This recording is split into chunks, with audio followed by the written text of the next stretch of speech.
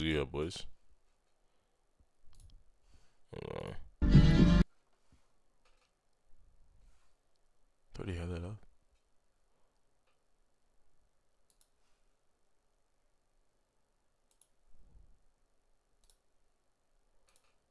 So they're gonna react to random shit. Right now, I'm just chilling for a little bit, but we're just gonna watch him just. I don't even subscribe. This nigga's hilarious, bro. I'm not gonna lie, bro. Like, actually funny as hell, dude. I had to put aside the Titan video that is coming out soon. I've got that in my editor right now, and I am producing it, but expect that in the next couple of days, because console aimbot is getting out of control, and I'm on top of it. I've got hours and hours of interviews with a lot of behind-the-scenes information, and I will be explaining everything. But first, Imperial Hal just got his account hacked. Not only that, but the hacker live streamed himself on Hal's account on TikTok before it got permanently banned. So, this is a tweet from Hal. I am hacked on my EA account. Do not join my lobby. It's not me. Or message back, thank you. And he was live at the time until his account got, boom, evaporated, pulled from the air, and gonskis. Now, you might have seen Berto's video the other day where he went over it. A lot of really bad information in that video, which I'll correct really quickly. This is going to be a fast video. So Berto said Destroyer. First things first, Destroyer has absolutely nothing to do with this. This is a completely different vulnerability that is being targeted.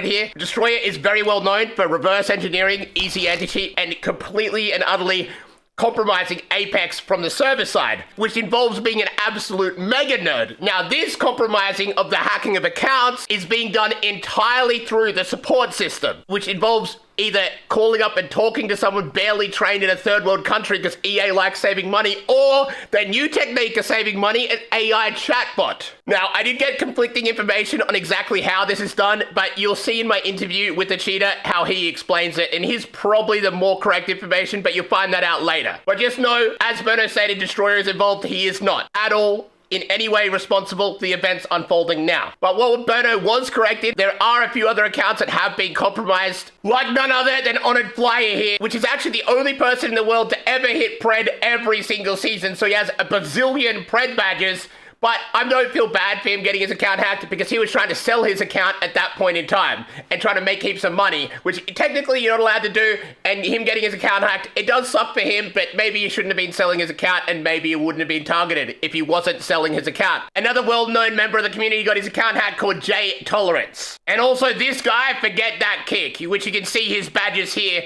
And currently, this account and many of the others that got compromised were given to a team of cheaters, which I'm about to show you what they did.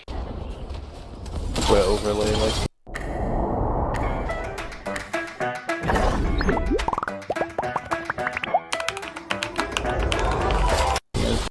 So there you can see Forget That Kick's account just literally getting rage hacked on, and moments later, this is what happened. Boom, account banned. So a member, which you're about to soon find out who that is, stole the account and then gave it to who were also cheaters, who then went ahead and rage hacked on that account until it got banned. So this is the person responsible for taking all the accounts. Someone called Yerdle GG. Yo, this type of shit is fucking lame, bro. And they'll have a Discord and everything, bro. Like, be blowing me, man. I'm not even gonna lie to you. Like, actually blowing me. You'll lose me, man. No cap. You're actually losing me. I ain't like that wasn't that bad. Hold on, that was not that bad. So sorry, you guys. Give me 1 second.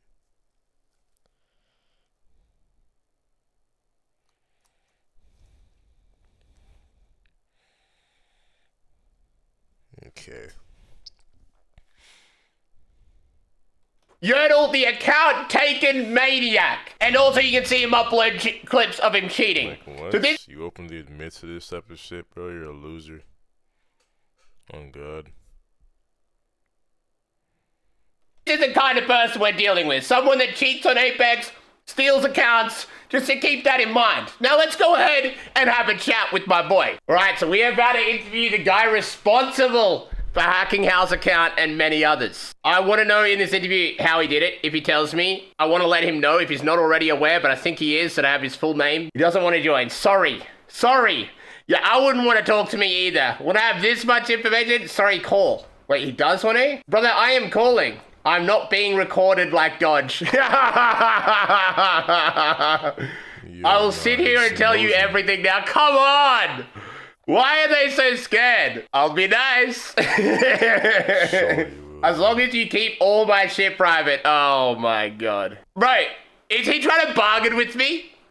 I have his full name, full address, exactly what he looks like, all public information. And he wants me to stop that going out.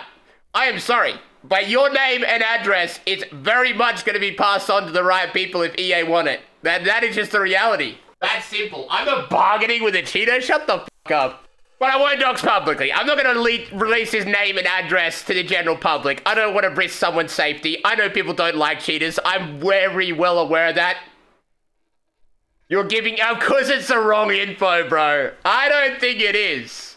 I don't think it is at all. Then why are you not wanting me to release it? It's like, hey, please don't release that, but the information is bad. Yeah, buddy. I believe you. Cheaters never lie, chat. They never lie. Anyway, listen to me. We're listening.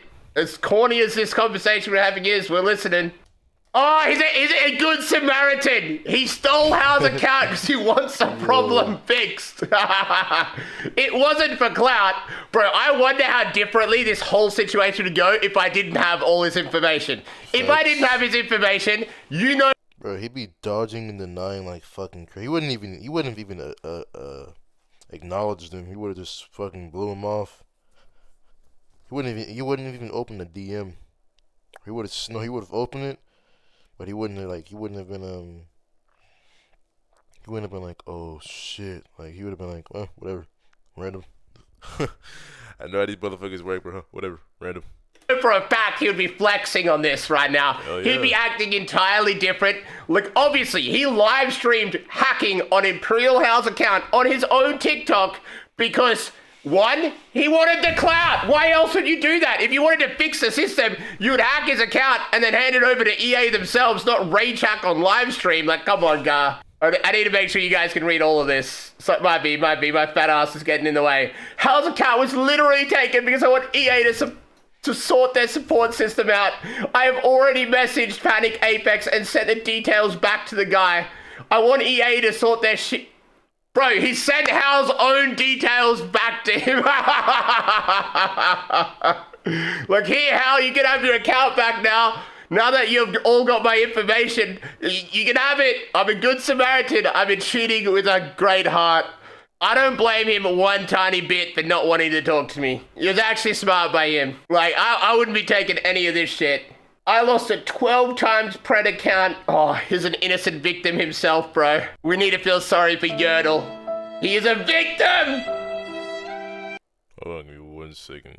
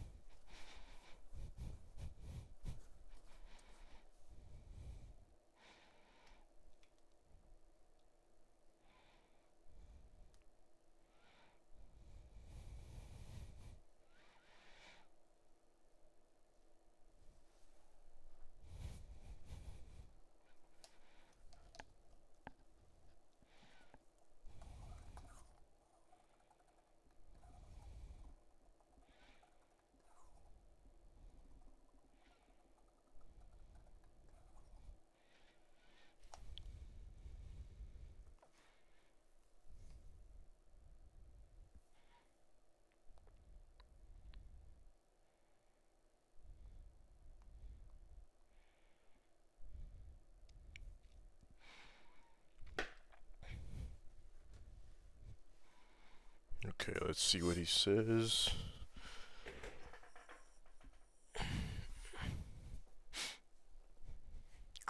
what he's saying. Sorry, I'm not being coy like those. Deal or no deal. If you information, they'll get it. I won't dox publicly. I'm gonna feel anyway. Listen to me. House account is literally taken because I went to EA to sort out their support system. I already have message panic and saying I want you to sort their shit fucking support out. Oh, bro. That Raza guy has sent my stuff everywhere. Okay, just so you're aware of who this Raza guy is, Yodel has sent him accounts that he's compromised and cheated, and then Raza, who's a rage hacker, in an opposing group to Destroyer, the like factions that don't like each other, as my basic understanding of it all, and then Raza rage hacked until the account got banned. So the account was taken, then rage hacked on until it was banned, and not only that, once it was banned, they submitted an appeal to the ban while still accessing this account, saying they don't want the ban appealed. So they've completely screwed over the account user because you only get one appeal, and the cheaters used that appeal and said, nah, I was cheating, I should be banned. Like basically torching that account, like setting it on fire and burning it. EA is desperately needing to do something about this. I'm quitting Apex after this. Maybe EA can fix their support. Oh no. We lost a valuable member of the community, boys. He's quitting Apex. Fuck. What are we gonna do? Yodel, bye-bye. So, I've got conflicting information. Some people say that you use an AI chatbot in order to hack the accounts, but people behind the scene are actually saying it's the low-paid Indian workers that are willing to give over account details that they shouldn't. Now, what is actually true, who knows? Because details behind the scene are hard to confirm when it's by a cheater. And when I have two different pieces of information, I'm going to have to say it's viable to be either. Now, he's telling me it was the AI chatbot that gave him the information, but there were other cheaters as part of the cheating community that said the opposite. So I don't know what to believe, but seeing as he's saying AI, we might as well go along with it because he is the one that stole Hal's account. And at this point in time, I think he's trying to be honest. Like, you know, he got backed into the corner. He didn't realize his public information would be leaked. Actually, so this is interesting. He's actually giving behind the scenes information. It's all off a script, a specific script. I've seen that before. To jailbreak AI, you can like copy and paste this like massive text, which like tricks the AI into giving information they shouldn't. So it's probably this pre-written prompt, which I don't want to show, even if he gives. Anything that I hear with jailbreak, bro, usually more than likely it means it's like you're forcefully trying to enter into something through the use of an external device. To be on this thing here, because otherwise it can be used and abused by someone else. But this is just another example of EA screwing us over. At first, most of their support system was outsourced to third world countries and really poorly trained staff that you could barely understand. But now they've gone the next level of saying, hey, I don't want to spend money, I just want to make money, let's leave it up to AI. And that is what's getting these accounts hacked. That is just miserably sad.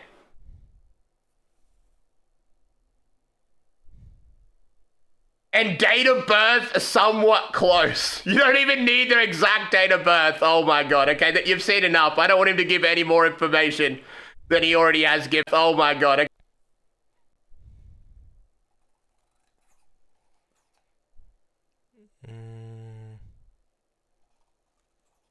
It's AI works just when it can't get signed, all it needs is the country. Okay.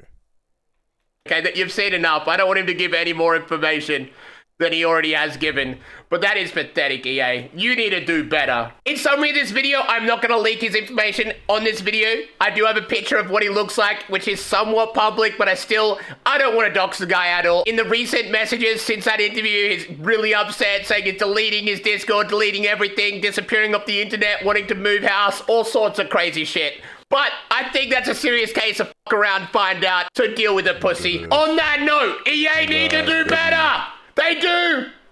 This is unacceptable! Now, I want to say, Hideouts is a very good punching bag in this scenario. Hours after Imperial Hal got his account hacked, he uploaded a brand new music track, which just painted a giant big target on his back, which I couldn't help but poke on Twitter. Now, I wanted footage of Yodel on a Hal's account, but TikTok doesn't have VOD feature, so I was unable to get the footage of it being live streamed. But anyway, just know that it was live streamed, him using Hal's account on his TikTok. And I was asking for that, and at the end I said, if this was Fortnite, his life would be over with how screwed he is. Oh, but facts. Hideouts will probably... Straight facts. I mean, I don't even play Fortnite, but apparently Fortnite is very strict in terms of cheating. So yeah, that shit would have been over with, my boy.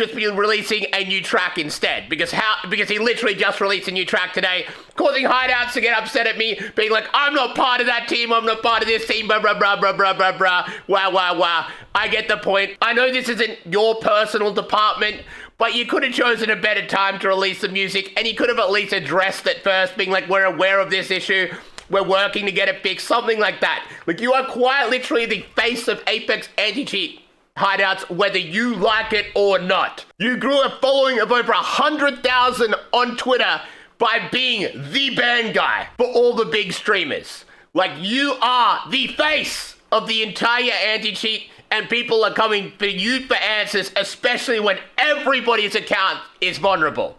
Now, I know that's not your department, the account department. I know that's not your issue. Insane cheating epidemic that's happening both on console and PC at this moment is your issue. And let's be real, it's a losing fight at this point in time, which you're going to find out about in my next video, which will be the Titan video. And there's much, much more that the anti-cheat team needs to do in that department, because currently the console leaderboards are being filled with aimbotters that aren't getting banned. Anyway, that is all for this video. I know I might have been screaming at you, but I was trying to get through it quickly. It was kind of the video I was forced to make, not the one I wanted to make. Anyway, I'll see you guys later as a part-timer. If you guys do want to get jacked, I am still fitness coach, and you can work one-on-one with me to get towards your goals. Anyway, sayonara, peace, see you later, bye-bye. Mighty Zeus, god of thunder from down under. Anybody have a lozenge? I might be bleeding in the throat right now. They have no idea who they're dealing with.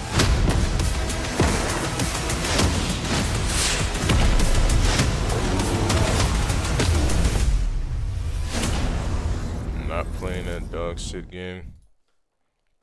I don't know what the hell it would, to be honest with you.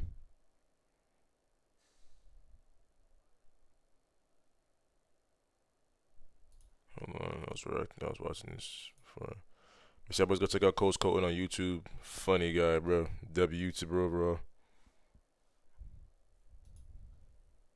Cell divides more because it needs more of that DNA material, that information, to create more cells. Each cell turnover consumes telomere length, and this leads to premature cellular senescence, or at a point where a cell can't divide anymore. And once it's hit that point, it begins to become dysfunctional far quicker and sustainably, as opposed to just turning over again to rid itself of the dysfunctional capacity. These senescent cells do in turn spread their dysfunction by way of secreting inflammatory molecules and proteins, and tumor necrosis factor, interleukin 10-6, you name it. Then furthering this problem, you have estrogenic imbalance and androgens causing differentiations within collagen proteins, the protein elastin in the human body, and much more. I mean, really everything in favor of staying young is sort of bypassed when getting on a good dose of androgens. So in the short term, you have an excess of protein synthesis, recovery, muscle growth,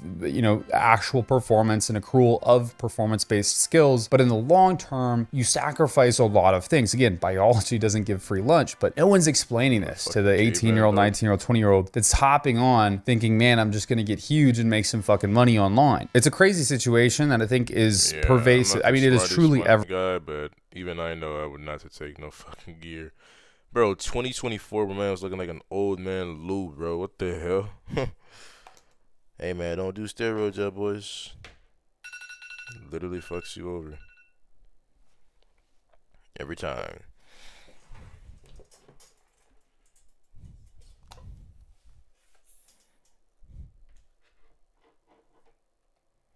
I personally would never do roids because, no, it's just not my thing. Unless something I grew up doing.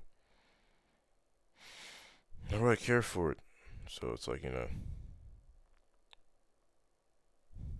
everywhere in the fitness community. And one of the biggest red flags that somebody is abusing a little bit of the Sazul is very clearly a sudden aging. I don't know. Tell me what you guys think. Yeah, I think it's... What the hell would willingly want to look like an old man?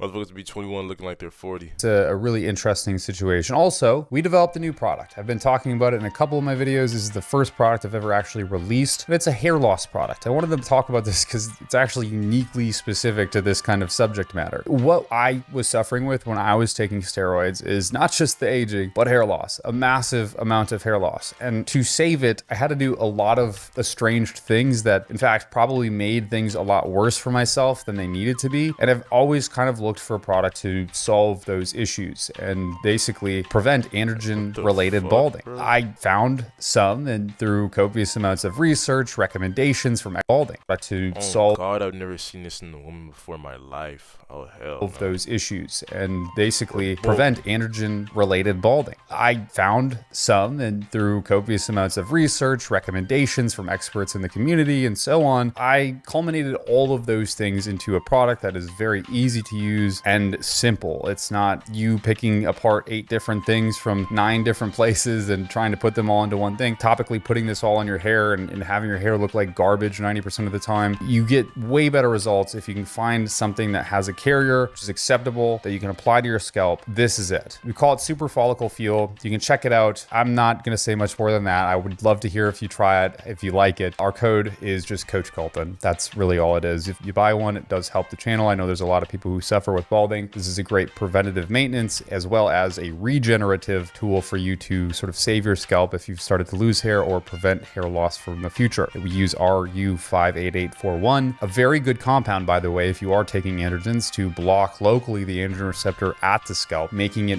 virtually impossible to lose hair. It would be caused by hair follicle miniaturization from the androgen receptor. A really good tool. It's there if you need it. Otherwise, I hope you guys enjoyed this video and learned a thing or two. We'll talk to you in the next one.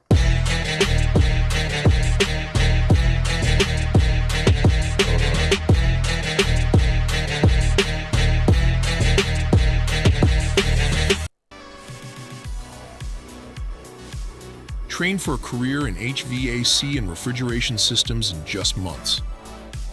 At Universal Technical Institute, you can get hands-on training using tools and technology found in the field.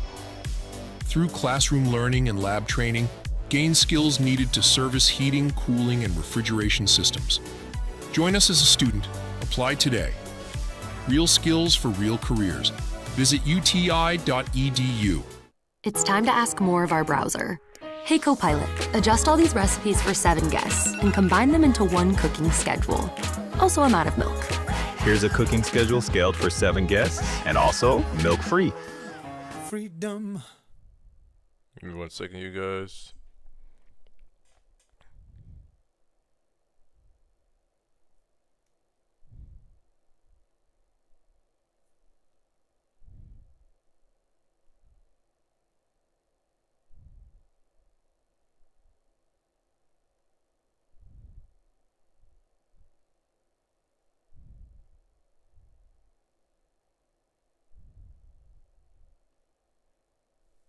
Alright. Uno momento, por favor. Yo, these niggas' thumbnails be losing me. Yo, someone I recently discovered, I think I've seen his videos around, I just never clicked on him. This guy right here is fucking hilarious. Revival Fitness. Go check him out. YouTuber on God. Hold on. Chest up, shoulders back. This is Revival Fitness, and pardon my language this early in the video, but I have to drop an F-bomb. Functional. That's right, I think it's coming back. This video from Eugene Teo. I used to be called Teo in college, like Mateo, but he posted this video called the quote-unquote fitness lie. Why I stopped training like a bodybuilder.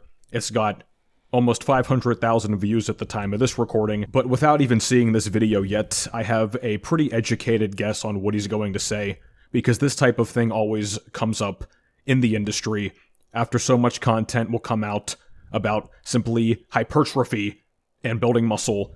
People are going to say, oh, well, that's not all that matters, and if you do that too much, you're going to become just this big, bloated block of muscle, and you can't, right, be functional, and all these other buzzwords. And something a lot of people realize, too, during their time in the gym is that, well, you simply don't have the genetics to build remarkable amounts of muscle mass, let alone naturally, even on PEDs. Most people simply don't have the genetics to either get crazy huge and or get remarkably aesthetic. And from that point too, people will say, oh, okay, well, I'll focus on other things. I'll become more quote-unquote athletic as well, despite doing no athletics, no sports. When it comes to the term athletic, a lot of people oftentimes think of, okay, agility and speed and being nimble and jumping high, running fast. That is, roughly speaking, applicable to many sports. That said, those characteristics are not applicable across the board. And also the concept of the so-called athletic body, I've torn this down many times. People still think of Athlean X as the athletic physique. Nobody at peak athleticism is anywhere close to this lean. This is whenever the so-called functional training always gets back in, because everybody wants to improve their physical appearance through the gym. I don't care what anybody says. Even the fattest powerlifter on earth still likes to get a pump in their arms and take a picture okay, let's get it, man. Every now and then. And then you can go down the line to the guys that train exclusively for so-called aesthetics. But that is inherent to going to the gym, even if it is a secondary or back burner goal. Also, for anyone who wants to get lean, I'm telling you now that journey is a bitch. I mean, it all depends, but for the most part, that journey, it's grueling. Everybody likes to improve how they look and what they see in the mirror. So then when it comes to functional training, you can have the best of both, right? So-called hybrid training, or people call themselves hybrid athletes. But you see all the time people talk about they go to the gym and lift heavy, but they still run. And I still see this all the time. People talk about functional strength and how the big bodybuilders don't have any, and the guys that work out in the field are actually stronger than the bodybuilders. This is different muscle when you actually work for your muscle. The gym doesn't really count. It's not real muscle. Can you do this? Which makes absolutely no sense. But these people are completely tied to this idea. They will never let it go because they want it to be true. The fighting guys have the fantasy of beating up some big juice head, hitting on their girlfriend. An imaginary girl says, my boyfriend is a bodybuilder. And this guy puts his finger on his nose, and shows an AI of Sam Sulek running away. I don't know what it is about fighters. And listen, I'm in the fitness space. I know bodybuilders. I know the aesthetic bras. I know all these guys. There's tons of insecurity there, too. But the fighters, you might have the lifters beat in terms of insecurity. I mean, you guys, you go on any reel of some big dude lifting, inevitably there's some MMA kid. But can he fight? I kick his ass, though. Yo, it's like, look, dude, bro, I would hope so. I hope if you have one guy who trains MMA all the time versus another guy that does not, you would hope that the dude with the polished skill beats the guy without the polished skill. Or if for some reason we were out chopping down trees, the lumberjack would have way more stamina than the bodybuilder, and he'd be able to keep chopping down the trees and hauling them, and the bodybuilder would pass out. A lot of dudes have these type of mental fantasies, and they love the functional training thing as well, because it gives them the validation and the justification that they're superior to the guys that really focus on maximum muscle building. I could go on and on about this, but no matter what your exact goals are in terms of the gym or physique or fitness, one thing that we all have in common is that alcohol is not good for us, and yet so many people still drink it on a regular basis, some people a very regular basis. And although alcohol might seem like the good choice in the moment, because you can cut loose and have fun and feel better, long term, there are plenty of downsides, not limited to the hangovers, the negative impact on recovery, and other health factors. And that's why I'm proud to have Kava Haven as the sponsor of today's video. You don't need to drink alcohol to get the effects from it that you seek. anymore. Kava Haven is a kava-infused, non-alcoholic spirit that helps you relax and unwind without the alcohol. It uses 150 milligrams of CO2 extracted kava lactones per serving to promote a gentle, calm, and social vibe. I would describe the feeling after you drink kava as being more in the moment and more present. You do not really get any side effects in terms of dizziness or blurred vision, slurred speech, the common things that people get when they're drunk. But if you're somebody that tends to be more quiet... I don't drink, period. I would never look for an alternative to drinking. The fact that you even have to create this, or someone who has to create this, just comes to show that people have a problem, or have problems.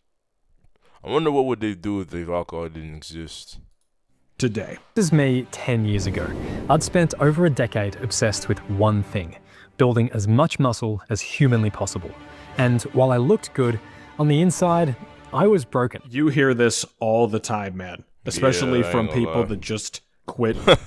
I ain't gonna lie. I didn't quit the gym. I just don't have a car. Like if it were me, bro, I would go back to the gym immediately. But I would still incorporate my training into this shit, because it's like, you feel me? I'm fucking with it. So it's like, you know, bodybuilding, women especially, they'll go on the entire Instagram novel about it. They'll be like, oh, I look so good on the outside, but I lost my period. My hormones were a disaster. I felt terrible. I was anxious. So we'll see exactly what he says if he expands on this. But yeah, that's how it goes. I mean, if you want to look like a bodybuilder, let alone be a bodybuilder, especially a successful one, you're going to have to sacrifice your health and other aspects of your life to achieve that. You can see it in how I walked. Every joint was stiff and locked up. And it wasn't just me. I was finding the same hidden problems in people all over the world. They all looked strong, but they were fragile. Yet another very common trope, right? You have all these big buff people, and oh, they're immobile and inflexible and they're fragile. Some people neglect their mobility and things like that to the point that it gets that bad. Yes. But even just the people he showed us, are they really in that bad of shape overall? Anybody can improve their ability to even stretch, even if they're very muscular. It's like anything else, it's a skill and movements that take some practice to get better at. I can tell you from lots of personal experience, so many guys are terribly immobile, but the vast majority of them barely have any muscle. They're just regular dudes. So the idea that, oh, if you get big and buff, you get so stiff, I don't see a direct... Yeah, because there are people who look normal and still are stiff, so it's like there's no... correlation. And realistically, too, I mean, if you're not going to stretch or do any sort of mobility stuff, having more muscle mass is at least good, if nothing else. At a certain point, it becomes too much, yes. But overall, building more muscle mass is the most beneficial thing that really anybody can do. And that's when it hit me. It's not just about size. You want to look better, feel better, and move better. So in this video, we're taking a more complete approach to fitness. One that doesn't reject bodybuilding, but enhances it. But this is the same old stuff, right? So we can't totally disregard bodybuilding, because like I said, everybody always wants to look good and have more muscle and less fat. But it can't only be that now. We have to do box jumps and sprints and yoga and all these other things, which I'm not opposed to, by the way. I think yoga is excellent, especially in terms of the stiffness and the mobility. I used to do it very regularly myself. I've fallen out of the habit. I do stretch before and after I train every single time, but this type of thing is really a phase for a lot of dudes, right? They will have the so-called functional phase where they start doing the cardio and the jumping and the plyometrics and all these other things. It's just for a little and that bit usually lasts for a few weeks to months at the most. Then they stop because they don't really enjoy doing it. It's a new challenge for a brief period of time. And then if you have to pick of all the things you can put your time into in the gym, everybody's going to pick the aesthetics. That's just how it goes. Most people don't realize this, but the majority of fitness content you see is focused purely on bodybuilding. If something doesn't maximize your muscle gains, it gets tossed into F tier. But there's a problem with that, and you can see it in how many... This is another Mike Israetel moment. Was he actually trying on that jump? Please tell me he was not actually trying. We have to watch that again because there's no way. All right, so we leap and... Yo, I mean, that's his actual jump, bro. I ain't gonna lie, man. I ain't gonna lie, you feel me, like, bro. To go full extension or anything. Also, he's got on, like, the flat shoes you can see that he likes to wear in the gym. I don't think those are the type of shoes you want to be really jumping in. You can see it in how many of the top fitness experts move. Top fitness experts, and we have to look at Israel now jogging. I mean, oh man, dude. Like, this guy is so impressively bad. He gives everything he's associated with such a bad name. Like, you gotta give him credit. He is generationally laughable, Mike Israetel. He's beyond parody. I was right there with them, and I paid the price for it. And over the past 10 years, I've had to rebuild myself from the ground up. Building muscle is important, but there are 8 other fitness foundations that we'll go through today. The truth is, you don't have to choose between getting jacked and effortless, pain-free movement. This entire framing of videos like this implies the opposite. This is one of the old-school bodybuilding secrets that got lost over the last few decades. Most people think of mobility training as a light stretch, yoga, or Pilates. But real mobility training is brutally hard, and it'll expose weaknesses you never knew you had.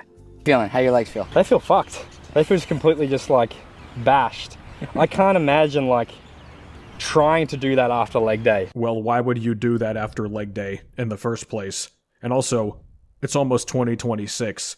Are we still doing so-called leg day? I mean, if you have like a lower body day, sure, you hit the legs on that day. But the classic leg day, where you can barely move after so much leg volume. Pro bodybuilders still do that, but does anybody else still do that? General gym bros? Well, they don't even train legs. So it has to be only bodybuilders, right? When you get more flexible, your muscles aren't actually getting longer. They're getting stronger. And when you get stronger, your brain stops blocking you from reaching deeper ranges of motion and dynamic fluid movement. Bodybuilding is a great foundation for this. If you got tight hamstrings, do some stiff leg deadlifts. And over time, add a deficit to it. This is something you will see over and over again, really every single day. If you get a job as like a general trainer, the average dude is so tight, and the hamstrings and the glutes and the low back are so weak, they cannot do, say, a typical RDL, even with the empty bar. They can't even get to a good range of motion. They will lock up before that point. I saw it so many times working at the gym, and that's the state that most guys are in. Women in general are much more mobile and flexible than men at baseline without even trying. Their issue oftentimes is simply just being very weak at given movements. But in either case, lifting weights is, I would argue, the foundation for physicality in terms of improving at anything. Because it has to be. It carries over to everything else. That said, if your mobility is not good, that has to be fixed, number one. So if you cannot squat 2 parallel without your feet leaving the floor, if you can't do a split squat 2 parallel without toppling over, for my clients, we're doing that first before we bother loading any weight. I guarantee you'll get more mobile from doing this. Okay, just a quick note. People are going to get mad at me for this. I don't care. This guy comes off as very phony to me. He's always like smiling every time he talks. I don't like it. But these exercises still miss so many positions your body needs to go through. Over time, these neglected positions get weak and unstable, and your brain starts to restrict your access to them. That's why I was waddling. I could squat deep with super heavy weights, but I only knew one position. Well, that alone takes a lot of mobility. The average guy, like I just mentioned, cannot squat to simply parallel, let alone below that, without the knees caving in or the heels lifting off of the ground or something similar to that. Mobility training expands your movement vocabulary and builds uncommon strength. For example, a long stance lunge or the horse stance squat targets your hip flexors, hamstrings, inner thighs, and deep hip muscles. It's cool to do, especially if you see it in a video like this and test it out. And maybe as like a warm-up type of thing. But is somebody going to really take the time to put these type of things into their routine, especially given how difficult it's going to be to progress and load on some of them? A hip airplane and the 90-90 isolates rotation at the hips. Yeah, these are something I think would be very good to do prior to your weight training workout. And a windmill or Turkish get-up build full body strength and stability as you twist, bend, and rotate. The active hold. This will give you the most bang for your buck for strength, stability, and even muscle growth. Are we really going to build muscle in a static position? Especially like we just saw, holding that amount of weight? It's going to be very minimal. You will get sore from this, so you can't do it too often. I do 4 to 6 sets of 30 seconds per week. Usually that's 2 or 3 sets twice per week. Last is a passive hold. This teaches your brain to relax in the position so you can access those ranges in active holds and regular lifting. Okay, something like this, where if you're going to be totally static, not moving, I would do this after you weight train. So in general, dynamic stretching, where you're moving in some capacity continuously, that's better for pre-workout. This type of thing is better post-workout. I usually do this towards the end of my workouts. You can apply this system to any movement or muscle, but if you want to cover your entire body, you only need to focus on 3 key positions. These are the big 3 of mobility: the middle splits, the front splits, and the back bend. Bro hit the Bray Wyatt. Don't build a Ferrari body with a lawnmower engine. Okay, this is something else, man. How does that even happen? How could you possibly have a body that is loaded up with a bunch of muscle? And oftentimes, right, Ferrari implies it's going to be lean as well. How are you going to build a body that looks that great and then not be able to do anything? I mean, the only way you could really possibly do that is if you take a bunch of steroids and just train like Mike Israetel does and balloon up and then cut down and look really sick.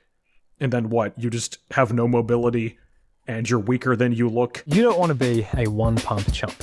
All show and no go. That was me. Here I am training with a real-life gladiator. I thought this would be an easy workout. It's just 3 barbell cleans and 10 medicine ball throws. I'm even using light weights, but my strength was useless because I couldn't sustain it. Set 1 was easy, but by set 3, I was failing, and we're meant to do 10 sets. So we return to the aspect of skill. He did not have the skill of whatever this is, this circuit training essentially, that is very cardio-based. If you don't train that, of course your cardio is going to suffer, even if you have the muscle to do the given movements. So, it's not like this big deal, like, oh, I could barely keep up. That's to be expected. If you got somebody that does a lot of running and took them in the gym, they could work out with you for hours. They're not going to be able to touch the amount of weight that you're lifting, because that's what you would expect. I'm gonna crack my heart in a second. You can be strong and muscular, but if you're getting puffed out walking upstairs, moving furniture... Give me 1 second, yeah, boys. I'll be right back. Hold on.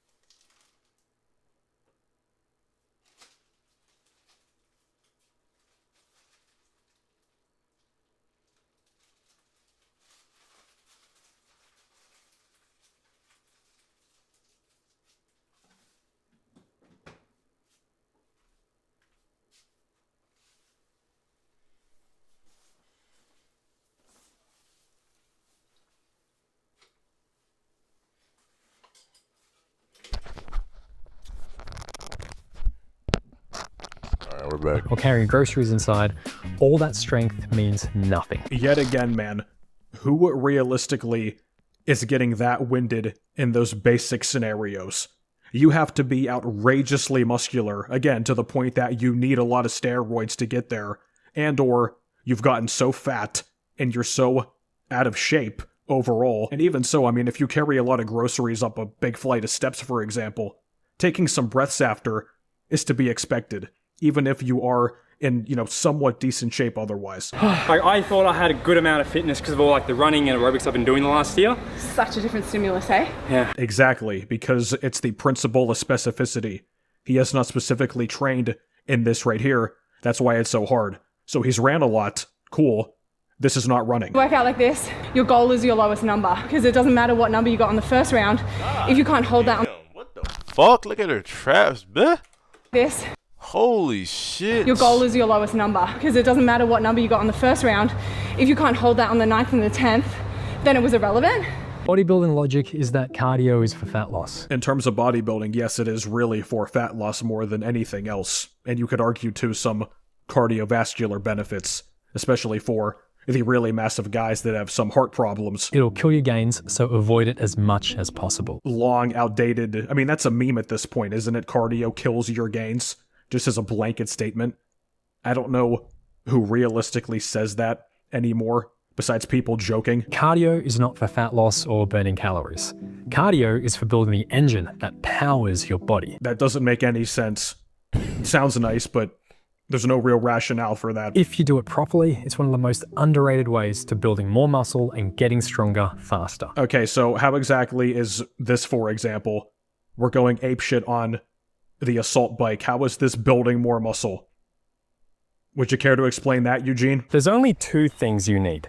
Most people, including bodybuilders, are already doing the first part, but they're completely missing the second part. And that's where most of the real magic happens. I bet he's going to talk about the intensity based on what we just saw. First is the base building work. You pick an exercise and do it for 30 to 90 minutes at a consistent conversational pace. As you get fitter, you'll be able to go harder and cover more distance at what feels like the same easy pace. Why is he walking so sassy? Do this 1 to 3 times per week.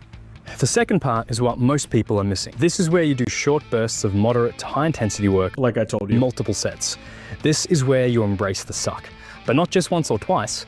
In the same way that you need enough sets and reps at the right intensity to stimulate muscle growth, you need enough sets and reps at the right intensity to stimulate your heart, lungs, and blood vessels to adapt. These are my 3 go-to conditioning workouts. First, the 10-minute workout. 15 seconds on, 45 seconds off for 10 to 15 total sets. So this is high-intensity interval training. But this is also a good opportunity to use full-body exercises, medicine balls, sandbags, and even barbell movements for variety, and to train more than just your legs. They oftentimes call it GPP, General Physical Preparedness, and you can include this type of stuff in a general program too. But if you want to include some type of cardio, I mean, I would do either low intensity or high intensity, right? So high intensity interval training, or if you want to get a step count per day on the low intensity side, that's good.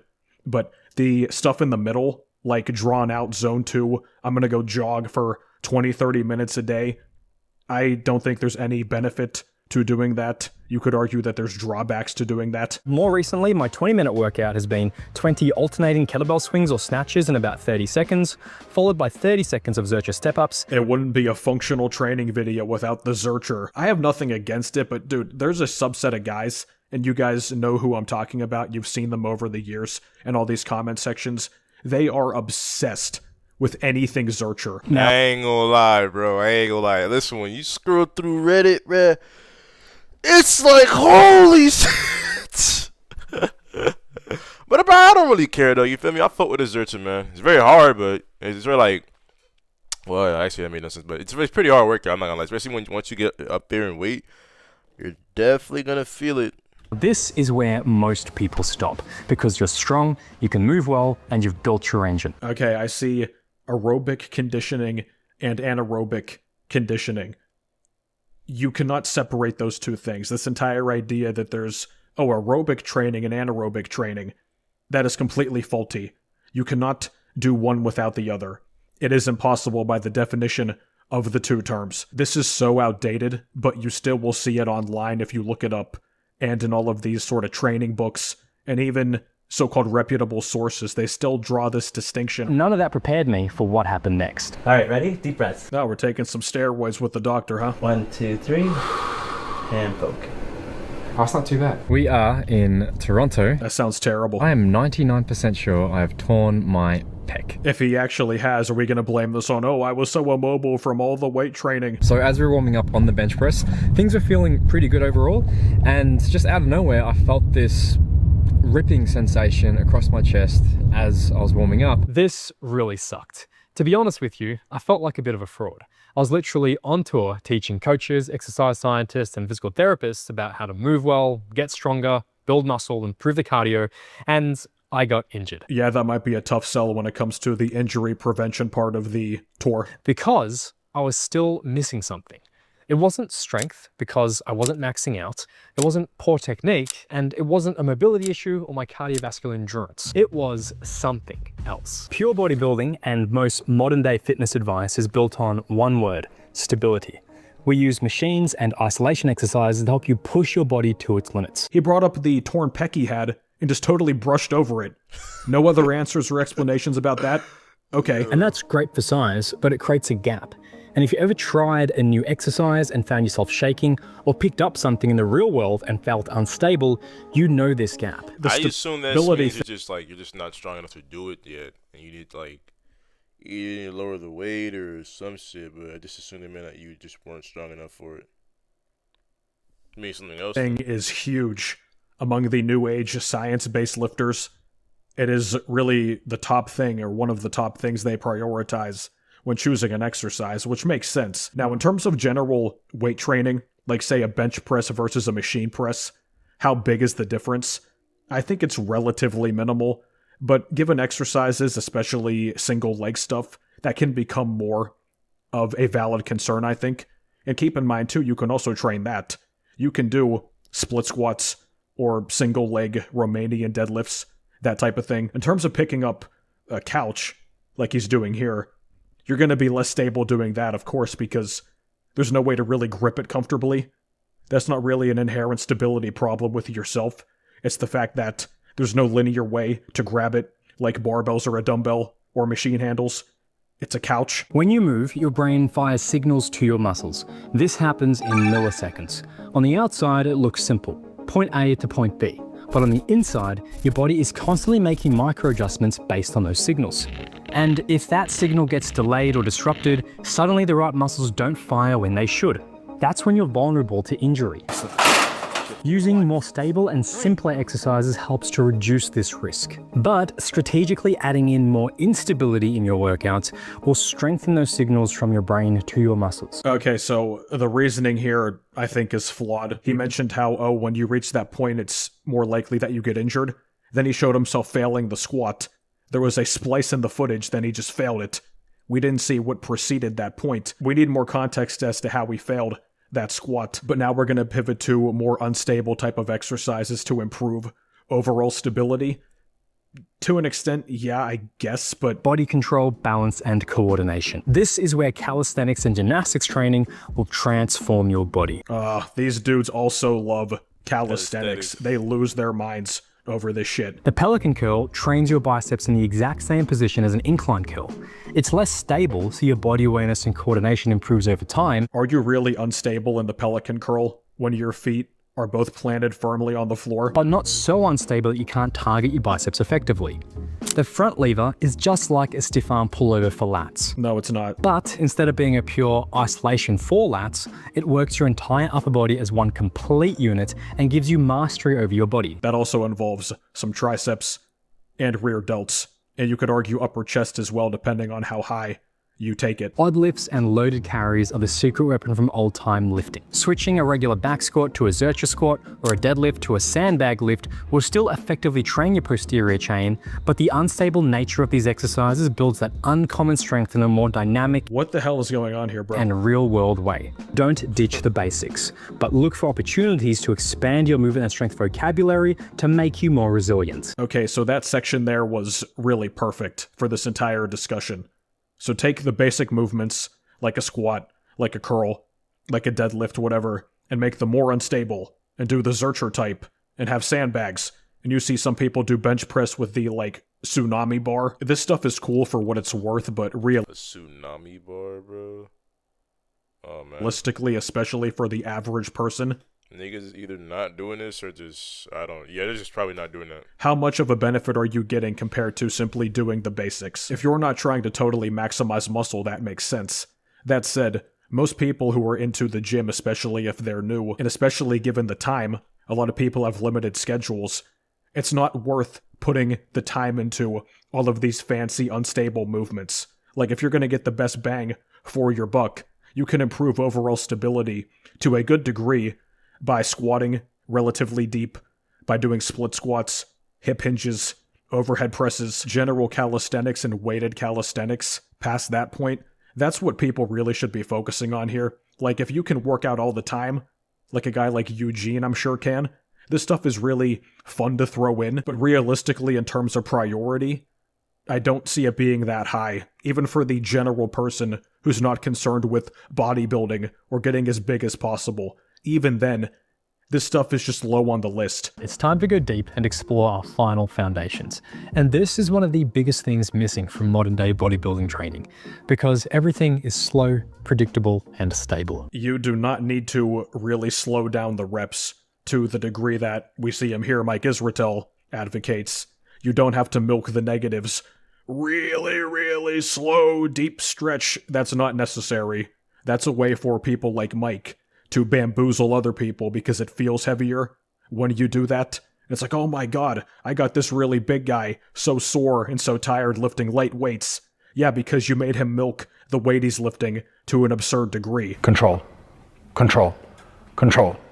Control. My god, bro, this is pathetic. I mean, you got Jared Feather here, just sitting there next— My god, bro, this is... Control. My god, bro, this is pathetic. I mean, you got Jared Feather here, just sitting there next to his daddy, Mike. And then Mike, control. That's it. That's all this guy can add. Just slow it down. Weight.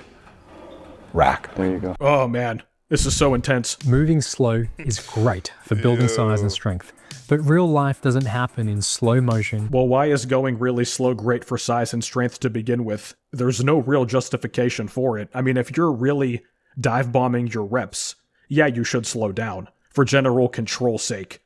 But there's no inherent benefit to slowing down the negatives, especially to the degree that somebody like Israetel advocates. There's no benefit at all. It's simply lore. Oh, more time under tension, brah. It doesn't mean anything. It's fast, reactive, and chaotic. And most people don't realize this, but you should be training for it. It's not just about size, strength, mobility, endurance, or body control, but doing it fast, explosively, and aggressively combines everything. Well, guess what? You can lift weights explosively, and you should be, especially the concentric or the positive portion, you should be doing that as explosively as you can within control. So people like to not only do these slow motion negatives, oftentimes these old heads and these general gym bros still say, oh yeah, rep it out slowly, bro, and squeeze slow to the top. No, you do the positive with as much force as you can. That's what partially recruits the upper threshold fibers, in addition to going to a good threshold of intensity. You can see this with Olympic lifting. They do everything explosively because you have to when it comes to that. And even general, like powerlifting-esque type of training, the conjugate method, those programs usually have 1 or 2 so-called dynamic effort days every week, where they focus on explosive speed for low numbers of reps and high sets, and short rest in between. But you can improve your overall speed of movement and sort of rate of firing simply with the weights themselves. This looks wrong, and every bodybuilding expert will tell you it's all momentum and it's a waste of time. But it's not momentum or cheating. It's speed, agility, power, and rhythm. And you see another example there of somebody working on their speed while lifting general weights. Instead of the standard, slow, controlled bodybuilding technique, the goal is to move as aggressively and fast as possible. For example, on the dead bench, I'm dropping the weight down to the ground, completely relaxing, and explosively pressing off my chest. Yeah, this is something powerlifters have been doing for a long time as well. Dead stop training. You can do this with the bench press, the squat. The conventional and sumo deadlifts do this by default. As well, by the way, that's already baked in to those exercises. Think of it like a jump for your lower body or throw. This trains your ability to activate all of your muscles as quickly as possible to overcome heavy weights. You can see the benefits of this immediately if you use contrast sets. Try a set of 3 to 5 vertical jumps, then take a short 30 to 60 second break. Then do your regular squat exercise. You'll feel a lot more explosive and often be able to lift a lot more weight. Well, feel more explosive. If you start the workout with those and then jump into the regular squats, maybe. But if you're sort of alternating, like you do the jumps, then the rest, then the squats, you're probably going to be more fatigued going into the squats, or there's a fair chance that you would be if you're pushing the squats hard.